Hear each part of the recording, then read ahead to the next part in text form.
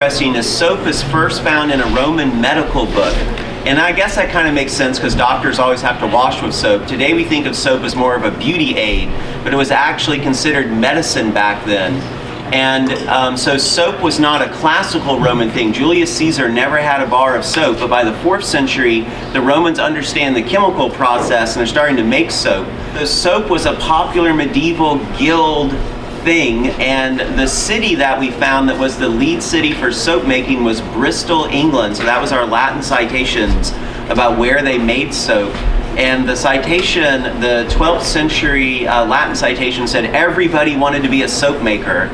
And what about the soap making history and the lesson of it was counter to what you might have got in history class about the so-called Dark Ages. Why was it kind of interesting to see that people were inventing soap and stuff? Yeah, Martin. Because we classify the Dark Ages as a time of chaos and of not really much invention, yet they were inventing basic chemistry and cleaning products. Okay, exactly. So I remember in school thinking the Dark Ages, everyone was almost like filthy and dirty and they never bathed, and yet here we learned with actual, prima facie citations, in the Dark Ages they had proto-chemistry, and that they're inventing and discovering chemical reactions and making soap, and then it's so popular there's guilds springing up in manufacturing centers. So the Dark Ages, I guess, weren't that dark after all, and it wasn't like a time of no technology and no advancements. We'll start with mixing up the sodium hydroxide.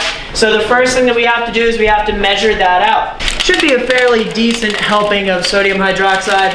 And as you guys know from following the PowerPoint, this is also known as pelletized Drano. This is also the part that kind of gives soap its ability to annihilate bacteria. And that's about 127 grams of water. I've already pre-measured that amount out. And again, what am I adding to what?